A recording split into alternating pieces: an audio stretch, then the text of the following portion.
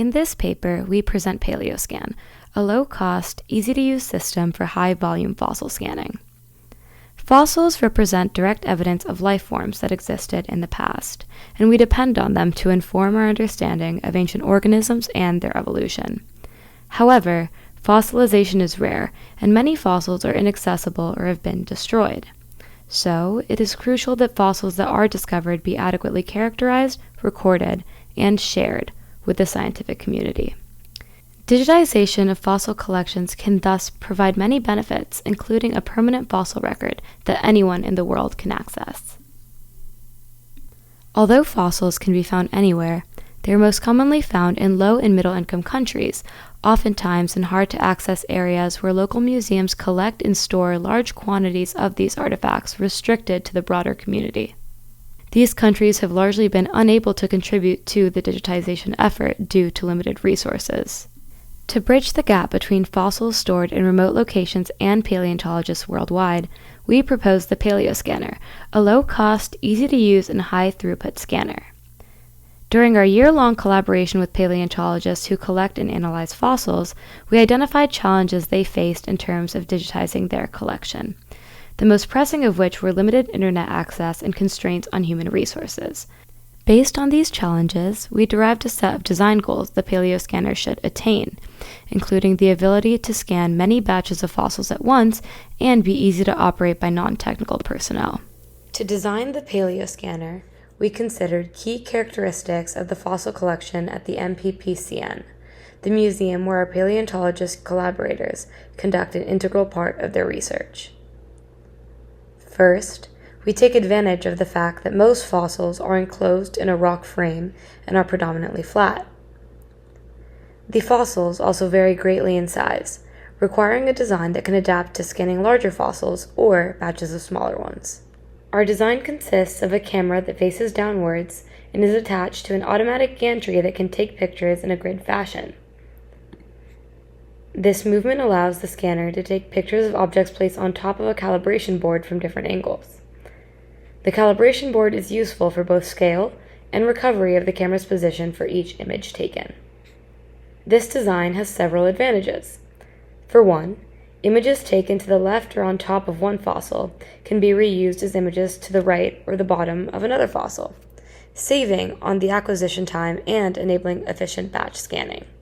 We also get to image the fossils from a variety of angles using a short focal length and a wide-angle lens for the camera, which helps improve the quality of 3D fossil reconstructions. Lastly, the fossils remain in focus regardless of the camera's position. We have also implemented the scanner's control interface using an STM32 microcontroller with a touchscreen interface. Here, users can set the illumination and brightness level, capture calibration images, or set the grid size of a scan. Once collected, the scans are fed to our PaleoDP system, where they will go through a series of pre-processing steps to make the data available for the paleontologists through our web interface. The first step aims to cluster the images in the batch input. Given that the batch input can contain images from different scans, our system uses information available through image metadata, stored in EXIF format, to cluster them temporarily and group them according to the correct scan. Following this step, the scans containing calibration images will be used for camera calibration. The camera calibration process aims to recover the intrinsic camera parameters. This information can later be used to undistort images, such as in this example. The red line shows that after being undistorted, it aligns perfectly with the board. Following the calibration process, the scans go through color correction and white balancing. This process will remove any color distortions caused by lighting differences, allowing us to rely on the color information to compare images from different scans. We correct the raw images consistently, which is conducive to the automated processing of the fossil geometry in later stages.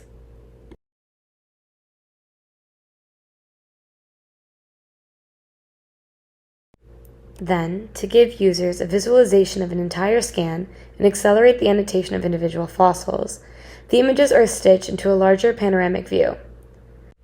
This panoramic view allows the system to translate annotations made in the stitched version of the scan to every individual scan image.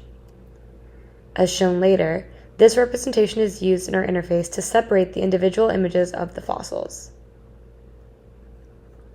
We also use the calibration board as the background during scanning to perform registration of the camera positions for each image taken.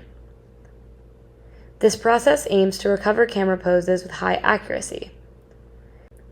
We show that we were able to achieve sub-pixel reprojection errors by leveraging the automatically detectable Aruco markers for identification of the reference points of the calibration board. Once the images are processed, all information is saved in our metadatabase. This information is exposed through a REST API to our web interface, where paleontologists can add and edit image metadata, annotate image parts, and share scans with other researchers.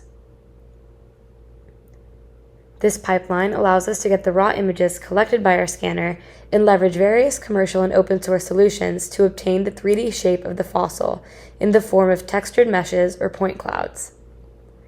This representation can be extremely useful for paleontologists to study fine details of fossil structures. We also validate the accuracy of the reconstruction process by performing a scan of a flat fossil representation containing ground truth reconstruction information. In this case, measuring the deviations of the reconstructed points from the fitted plane amounted to less than 100 micrometers. The PaleoScan has been deployed and is being used by our collaborators at the MPPCN facility in Brazil. The fossil collection and scanning process works as follows. Fossils are first collected at an excavation site. They are then transported to a facility where they are prepared and siloed. It is in this facility where they are scanned using the PaleoScanner. We provided museum workers with no prior technical background with tutorial videos instructing them on how to operate the PaleoScan, as well as an optimal workflow for the scanning process.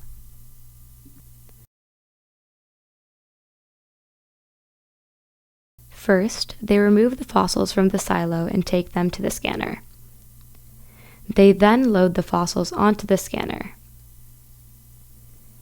Once everything is positioned, they use the microcontroller to set the scan parameters, including the grid size and illumination.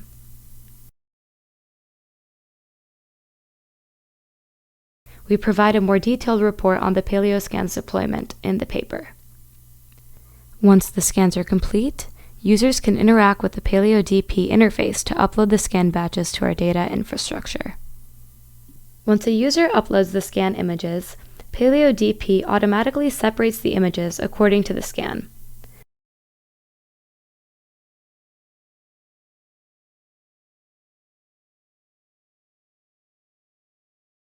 Users can then define fossils from the uploaded files by creating a bounding box around the fossil of interest on a stitched version of the scan and providing the fossil name.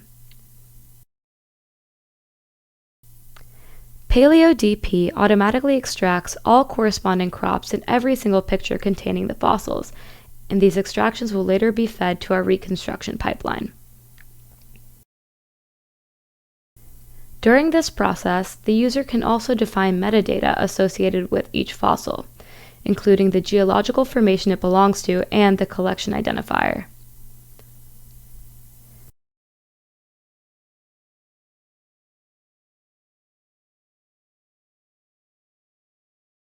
Finally, all these rich representations of scanned fossils can be used for a number of important applications. For example, images like the Vinctifera comptoni, shown here, allow detailed observation of the morphology of their longitudinal scales, which are coated with a layer of guanoin.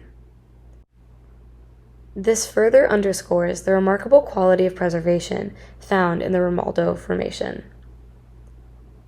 These kinds of analyses can help with taphonomy-related studies by revealing characteristics of the environment where the fossilization process occurred.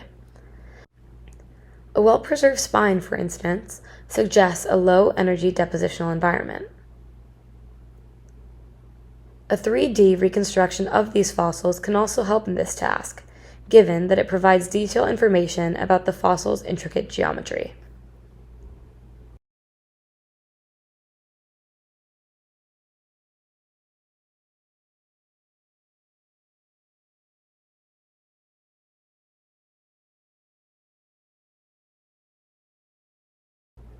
Lastly, another important application is combating fossil trafficking in Brazil, a practice that remains an ongoing problem in the Cariri region. Fossils that are illegally smuggled out of the country cannot be used in scientific publications.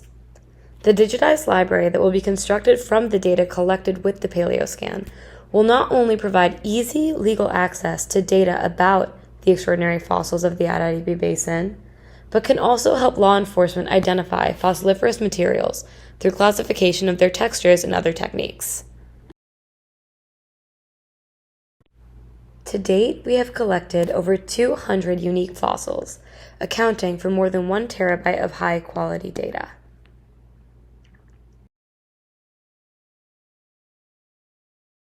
This project has been partially funded by the National Science Foundation and Fundação Cearense de Apoio ao Desenvolvimento.